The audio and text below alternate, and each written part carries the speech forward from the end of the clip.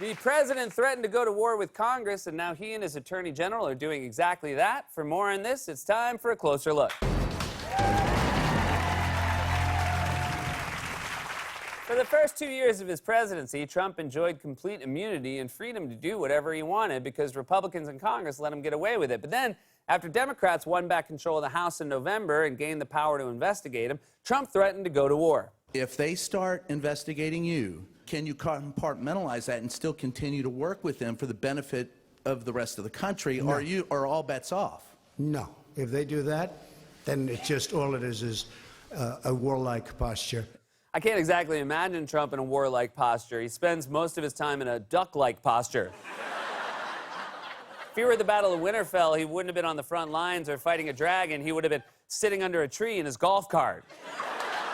But now, Trump and his team are showing us their warlike posture after his Attorney General William Barr refused to show up for a hearing today in the House Judiciary Committee to answer questions about Special Counsel Robert Mueller's report. Barr refused to show up specifically because the committee wanted to let lawyers ask him questions. William Barr informing a House panel he will not testify today as scheduled. He had been scheduled to testify to the House Judiciary Committee about his handling of the Mueller report.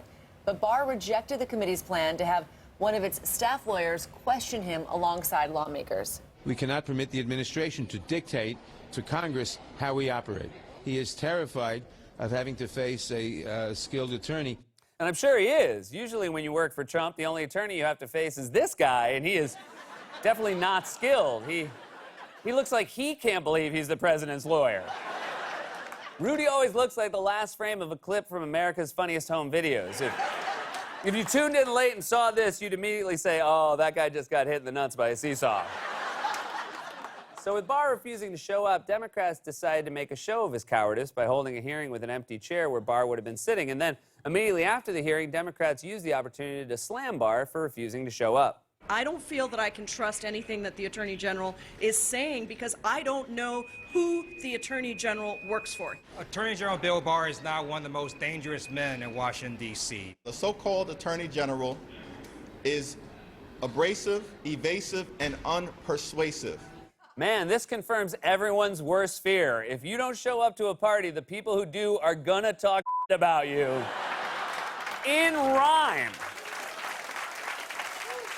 But Democrats didn't stop at just calling out Barr. Congressman Steve Cohen decided to mock him by putting a glass chicken in Barr's place and bringing out a bucket of KFC. And then he brought out the chicken statue again during an interview after the hearing to really hit the point home. Representative Steve Cohen of Tennessee started eating a bucket of Kentucky Fried Chicken this morning while lawmakers and the press waited to see if Barr would show up. Tennessee Democrat Steve Cohen then placed a chicken statue and a bucket of KFC in front of the empty chair, poking fun at Barr's refusal to appear. Chicken Barr should have shown up today and answered questions. We are looking at images of you at that committee hearing today with what appears to be a bucket of fried chicken. And oh, there it is. You brought props, I see, with you here. What is the message you're trying to send? The message is that Bill Barr is a chicken. Is that the message? I'm not sure we got it, pal. Also, dude, if you want KFC, just order KFC. It's fine. You don't need to tie it into the hearing. And he's probably not here because he knew we'd be hitting him with a McFlurry of questions.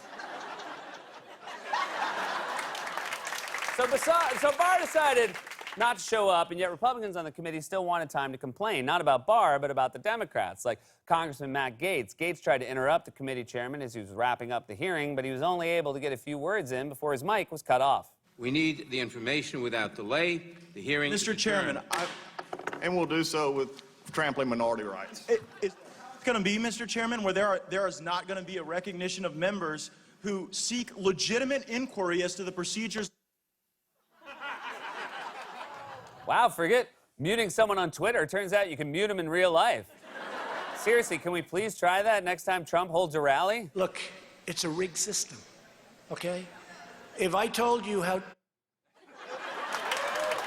that was it. Barr just refused to show up and answer questions about how he handled one of the most highly anticipated reports in modern political history. And that might be because when he faced skilled questioning from experienced senators in a hearing yesterday, he often had no answer. Like when Senator Kamala Harris asked Barr if anyone in the White House had ever asked him to open an investigation into anyone, and Barr clearly did not want to answer the question.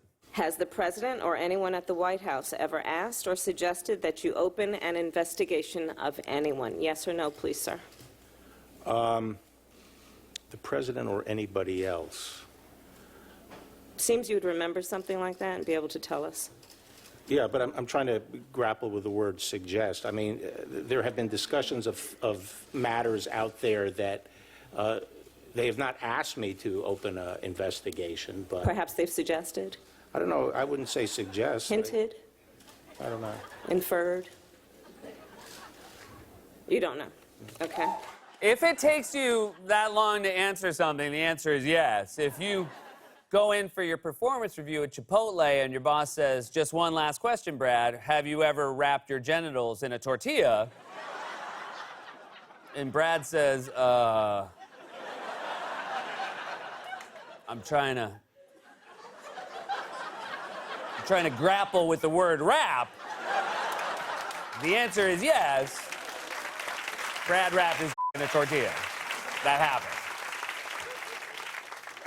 So Barr lied about Mueller's findings before anyone else got to see them. That's why Mueller sent his letter to Barr complaining about the process, a letter he sent in March, but which we only found out about this week. And when he was asked about that letter at his hearing yesterday, Barr basically just shrugged it off and specifically complained about the tone. This letter was an extraordinary act. A career prosecutor rebuking the Attorney General of the United States. I know of no other instance of... But he was also a political appointee, and he was a political appointee with me at the Department of Justice. The letter's a bit snitty, and I think it was probably written by one of his staff people. Sorry, did you call it snitty? Or are you the Attorney General or the Dowager Countess? Also, of course he was snitty. He spent 2 years working on a 400-page report about a criminal conspiracy to interfere in a presidential election, and then you wrote a 4-page summary lying about it. I'd be snitty, too. It's like if Michelangelo unveiled the Sistine Chapel and then the Pope just put a plaque under it that said, 2 dudes touching fingers. So Barr lied to the American people and to Congress, and now he's just not showing up to hearings at all, which means the next thing Congress should do is call Mueller himself to testify so we can actually hear from the guy who wrote the report. Democrats in the House have said they want to do that, but in the Senate, Republican Senator Lindsey Graham, chairman of the Judiciary Committee, said flat out he definitely will not call Mueller to testify. Why not call for Mueller to testify? Because I'm not going to do any more. Enough already. It's over. No, it's not over just because you said it's over. We should hear from Mueller because, for one thing, we never do.